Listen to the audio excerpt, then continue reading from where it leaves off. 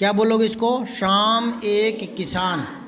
एक होता है आधा श या में श्याम, वो होता है काला श्याम, श्याम पट्ट है ना, ब्लैक बोर्ड। और श्याम श्री कृष्ण को भी कहते हैं, श्री कृष्ण, क्योंकि वो पक्के रंग के थे। ठीक है, दो अर्थ होते हैं। तो इनको बोलना देखो, शाम श्याम, श्याम शाम। ठीक है, अब देखो, शाम एक किसान, संध्या को एक किसान के रूप में कैसे चित्रित किया है। छोटी सी प्यारी सी कविता है, इसका कवि है सर्वेश्वर दयाल सक्सेना। तो देखो, इस कविता में आपको मानवीकरण अलंकार मिलेगा, रूपक अलंकार मिलेगा, लाक्षणिक शब्दावली मिलेगी, उपमा अलंकार मिलेगा। अब इतनी चीज़ें आप 7वीं क्लास के बच्चे नहीं समझते, बड़ी क्लासों में बताऊंगा। थोड़ा थोड़ा बता दूं, मानवीकरण का मतलब होता है जहाँ प्रकृति की चीज़ों में वो क्रियाकलाप दिखा देना जो मानव करता है। जैसे पुष्प मुरझाए हुए हों, मुरझाए हुए पुष्प, अगर कवि लिख देता है कि पुष्प मुरझाए थे, तब तो साधारण बात है। उन मुरझाए हुए पुष्पों को कवि लिख दे कि फूल उदास बैठे थे, तो उदास कौन होता है? आदमी होता है ना, मानव होता है ना। फूल कोई उदास होते हैं क्या? फूल उदास लग रहे थे, पुष्प उदास दिख रहे थे, है ना। तो फिर ये मानवीकरण होता है। समझ में आ गई बात है? जहाँ मानव के क्रियाकलाप दिखा दे, फूल खिल रहे हैं और वो कह दे फूल खिल रहे हैं, तब तो सीधी बात है। और वो कहे पुष्प मुस्कुरा रहे हैं, तो मुस्कुराता कौन है? मानव। तो ये हो जाएगा मानवीकरण अलंकार।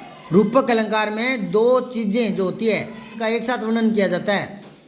जैसे धर्म दीप जलाते चलो, तो धर्म रूपी दीपक जलाते चलो, इस तरह से। प्राकृतिक जो संध्या है उसका मानवीकरण किया है ना, तो रूपक अलंकार आ गया। और ये सा से सी आता है ना, वहाँ तुलना होता है दो चीज़ों में, जहाँ तुलना होती है वहाँ उपमा अलंकार होता है। बड़ी क्लासों में समझाएंगे अलंकार। ये कविता देखो, पहले ये चित्र देखो, ये पहाड़ हैं दो, ठीक है। अब इस पहाड़ के ऊपर बादल है, लेकिन यहाँ ऐसे दिखा दिया जैसे बादल इस व्यक्ति का, बूढ़े व्यक्ति का साफा हो, और ये पलाथी लगाकर बैठा है, और यहाँ से पहाड़ों के बीच में से नदी निकल रही है, और ये सूरज छिप रहा है। जब सूरज छिपता है तो पश्चिम दिशा में लाल लाल पीला पीला काला काला रंग हो जाता है। तो ये संध्या का वर्णन किया गया है। कितना सुंदर वर्णन है वो देखो। आकाश का साफा बांधकर, आकाश का साफा बांधकर, दिख रहा है ना बादल से, सूरज की चिलम खींचता।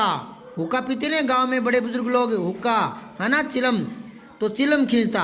अब ये जो ऊपर लाल लाल सूरज दिख रहा है, तो जैसे चिलम भर के उसके ऊपर आग रखते हैं ना, खीरा रखते हैं आग का, है ना, तो वो यूँ लगता है जैसे ये वृद्ध व्यक्ति है, वृद्ध किसान है, और पलाथी लगाए बैठा है, और शाम के समय चिलम खींच रहा है, हुक्का पी रहा है, ऐसा लगता है।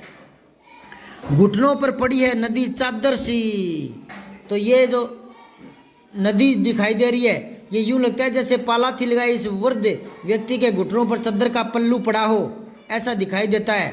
ठीक है ना, इसने चित्र से ही कविता को समझा दिया। चादर सी यानी चादर जैसी। तो जहाँ तुलना करते हैं वहाँ उपमा अलंकार होता है। पास ही दहक रही है पलाश के जंगल की अंगीठी, जैसे सर्दियों में सर्दी से बचने के लिए अंगीठी जला लेते हैं ना, कोयले वगैरह डालकर अंगीठी जलती है।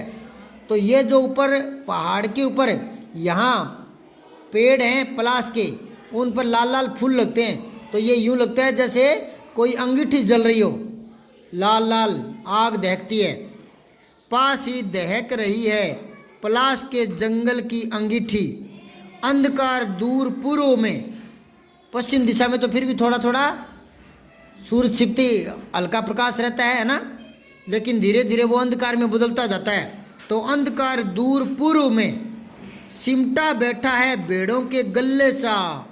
भेड़ों का जो झुंड होता है ना, शाम के समय झुंड एक साथ इकट्ठा होकर के और एक दूसरे की गर्दन पास पास करके भेड़ें बैठ जाती है ना, तो उस प्रकार से अंधेरा भी सिमट कर इकट्ठा हो गया है।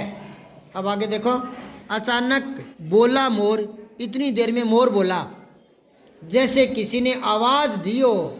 शाम के समय मोर की आवाज़ आई तो यूँ लगा कैसे कि सुनते हो, जैसे कोई गृहिणी होती है वो घर वाले को बुलाती है, बाहर बैठा होता है तो कि घर आ जाओ, संध्या हो गई, भोजन कर लो, है ना। अरे अपने भी पापा बाहर हो तो मम्मी कहती ना पापा को बोल दो खाना बन गया, है ना, बुला के लाते ना अपने। तो अचानक बोला मोर, जैसे किसी ने आवाज़ दी हो, सुनते हो। इसको इन्वर्टेड कॉमा में ले लिया ना, मतलब ऐसा बोला वो, ऐसी आवाज़ ऐसी सुनाई दी, जबकि मोर ऐसा बोलता नहीं है। पर ये तो कविता है, पूरी की पूरी संध्या का मानवीकरण किया है। तो मानवीकरण किया है तो फिर वो ऐसा महसूस करवाएगा कि मोर ये बोल रहा है कि अजी सुनते हो। चिलम ओंधी, धुआं उठा, सूरज डूबा, अंधेरा छा गया।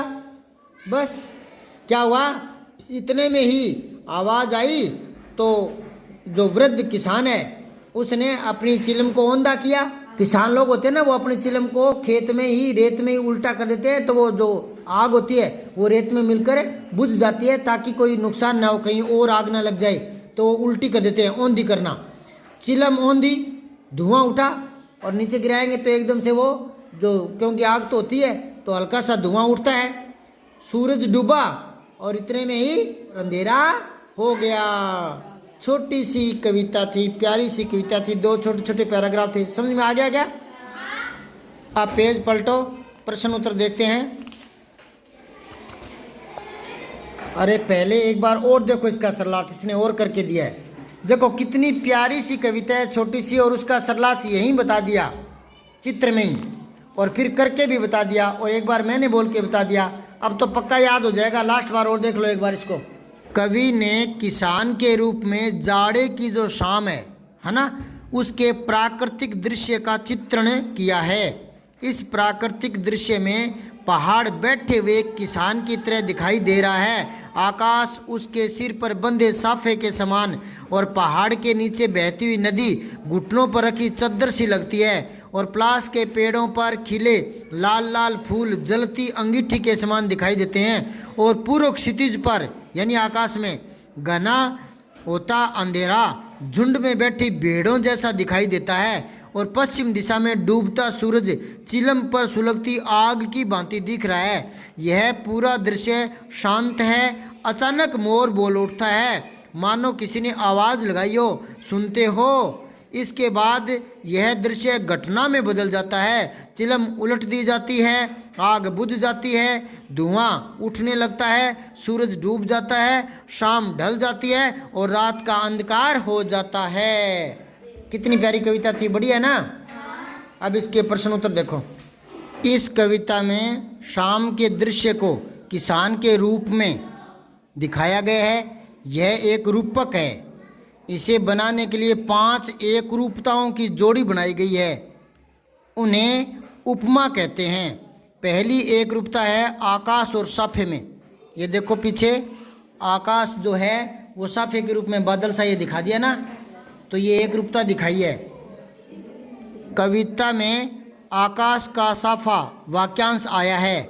इसी तरह तीसरी जो एक रूपता है वो नदी और चादर में दिखाई है। ये पहाड़ से नदी निकलती हुई यूँ लगता है जैसे इस वृद्ध किसान के घुटनों पर चादर पड़ी हो, तो ये चादर ये एक रूपता दिखाई है, मानो नदी चादर सी हो, ऐसा लिखा है। अब आप दूसरी, चौथी और 5वीं एक रूपता बताओ। तो यहाँ देखो, जंगल की अंगीठी है ना, भेड़ों के गले सा है ना,